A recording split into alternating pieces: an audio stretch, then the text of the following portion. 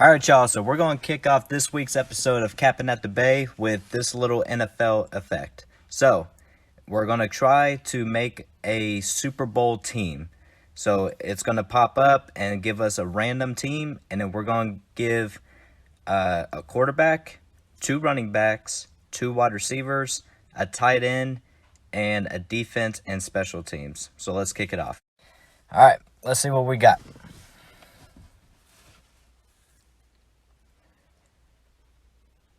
Okay, let's start the show.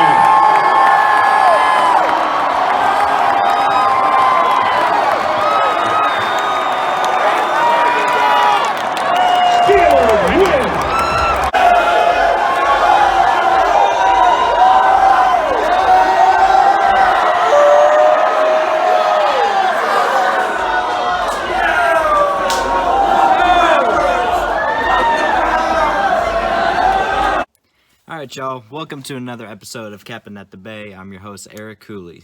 So, I'm going to try to be a little more relaxed than what I have in the past few episodes.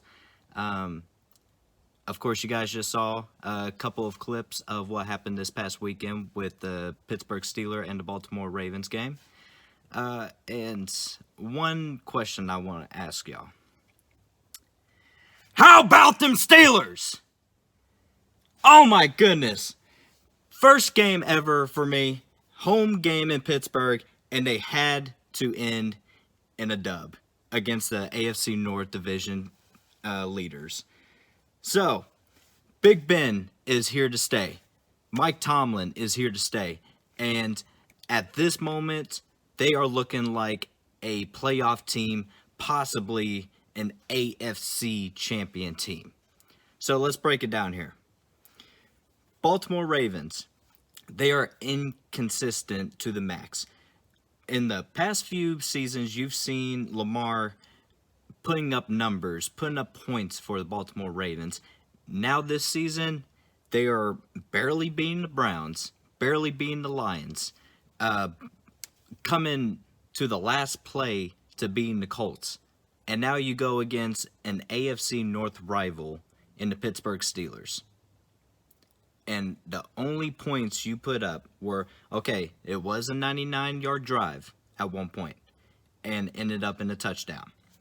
However, 19 points against a Steeler D who isn't quite what they were in the past seasons, but you still have Lamar Jackson, who is pretty much in his prime and is not getting the job done.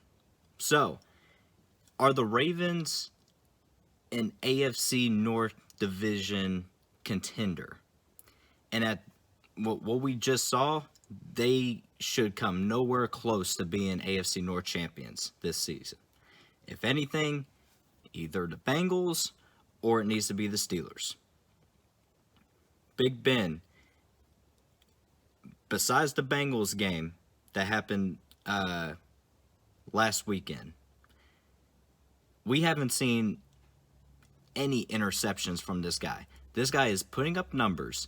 Najee Harris putting up numbers. Deontay Johnson actually catching the ball now. 2 drops in his season so far, and they played how many games? They are 6-5-1, 12 games. 12 games, only 2 drops. I will accept that. Chase Claypool still putting up numbers. The defense, T.J. Watt, Cam Hayward, Minka Fitzpatrick. I could go on and on with the defense, but my goodness, are they performing now? They are looking like a playoff team, like I said earlier. They deserve, after this win, they deserve to be in the talk as far as AFC North division team. So 6-5-1. Yes, that does not sound like a good record for an AFC North team. And also with the remaining schedule that they have in the Titans, the Chiefs, another matchup with the Browns and the Ravens. It's going to be a tight little race in the AFC North division.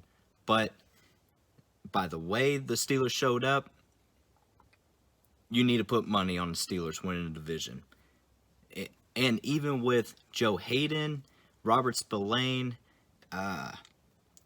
even a young offensive line that they have, and they're decently protecting Ben Roethlisberger, but they're still getting the job done. This is the team right here, guys. AFC North champions, Pittsburgh Steelers, calling it right now.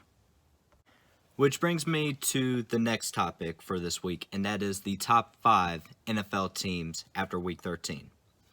I know you guys are going to give me some crap about this, but to kick off the list will be the Pittsburgh Steelers.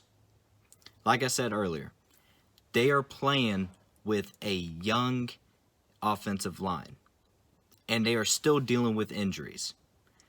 But Ben Roethlisberger is getting enough protection to throw the ball to people like Chase Claypool, Deontay Johnson, James Washington, Pat Freiermuth, and even dump passes to Najee Harris, who can actually run the ball with the young offensive line. No matter what, this man is finding ways to get at least 1 yard, 2 yards. But once that gap is wider than what it needs to be, Najee Harris is going to drive it down everybody's throat. Not to mention, with the defense, T.J. Watt is going to be a defensive player of the year. I don't know who else can come close to this guy's numbers. Trayvon Diggs? No. Myles Garrett? No. Chandler Jones? No.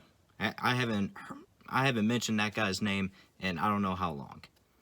So, number 5 on the list is the Pittsburgh Steelers. Number 4 on the list, however, is the Tampa Bay Buccaneers. Now, I was going back and forth with the Buccaneers because of the close win that they had with the Atlanta Falcons this past weekend. But Tom Brady is still the GOAT. We all know this for a fact. But he is finding other ways to win the game, whether it's with Leonard Fournette or still throwing it to Rob Gronkowski. He's finding other wide receivers other than Chris Godwin and Mike Evans to win the game. But their defense is also showing up and putting up numbers and helping Tom Brady so that way he's not coming clutch every single game. So, number 4 is the Tampa Bay Buccaneers. However, number 3 on the list, I have the New England Patriots, who will be the number 1 team in the AFC on this list for this week.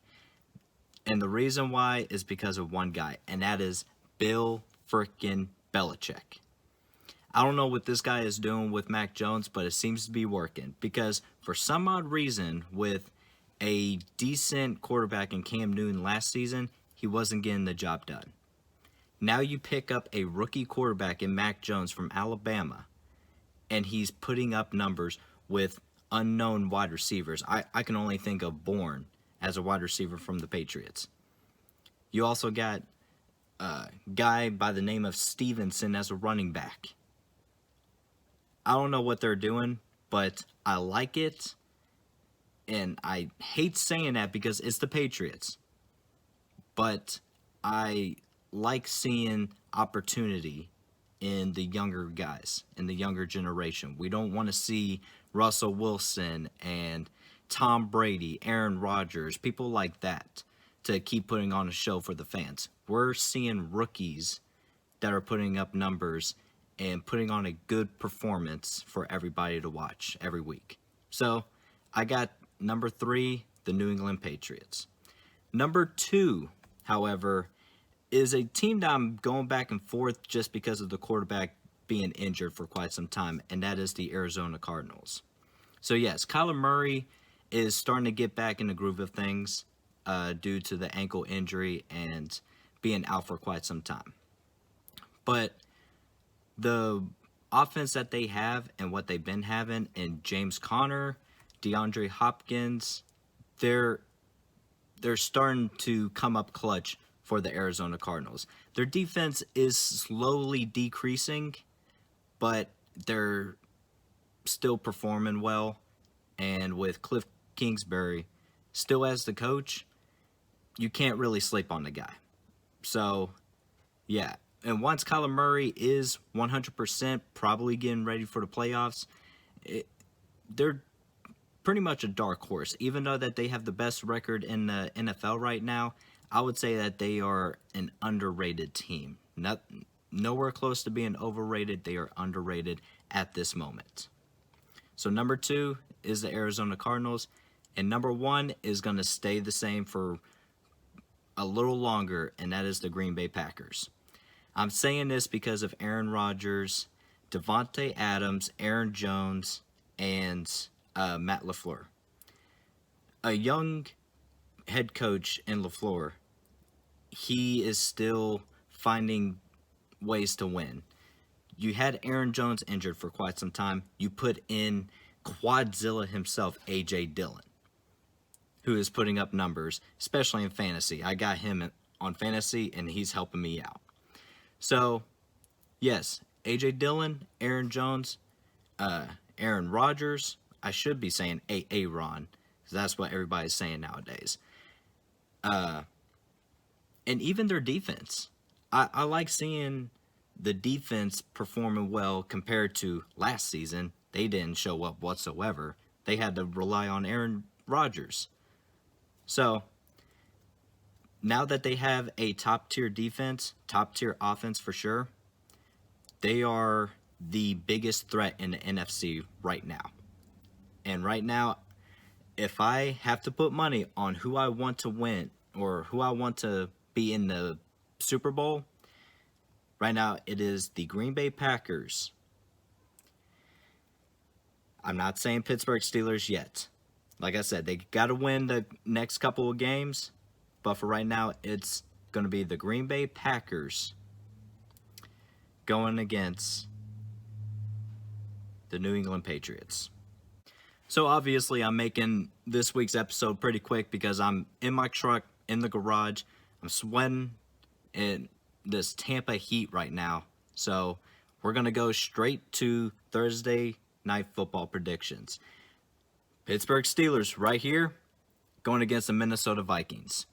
A team that right now, according to ESPN, has a 62% chance of beating the Steelers. Are we going to forget the fact that they gave Detroit Lions their very first win of the season? And they got them at 62% chance of winning. I don't see who... I don't want to know who's putting up these stats or percentages. But right now, I have the Steelers money line. They are going to win this game. Okay? If you guys like going through the history books, of course, AFC teams go against the NFC teams a couple of times. So right now, the AFC North is going against the NFC North. If you guys been keeping track with the Pittsburgh Steelers going against NFC teams, it is a high-scoring game. Besides the Detroit Lions, because Ben Roethlisberger was not playing in that game. So, with Pittsburgh Steelers against the Bears, it was the over. It was around 55 points, I believe. Against the Green Bay Packers, that was up there as the over. So, I can also see them underestimating the Minnesota's offense, especially with Dalvin Cook coming back, and quite possibly putting in Madison as the running back. Thielen is out, but they still have Justin Jefferson. So they could probably underestimate a couple more people that are on the line, like tight end Conklin. So I will take the over. I believe it is 44 right now. The spread is +3 for the Steelers. You got to put money on that. So, of course, I'm going all in for the Pittsburgh Steelers. +3, cover the spread. You got, of course, the Steelers money line, and go for the over.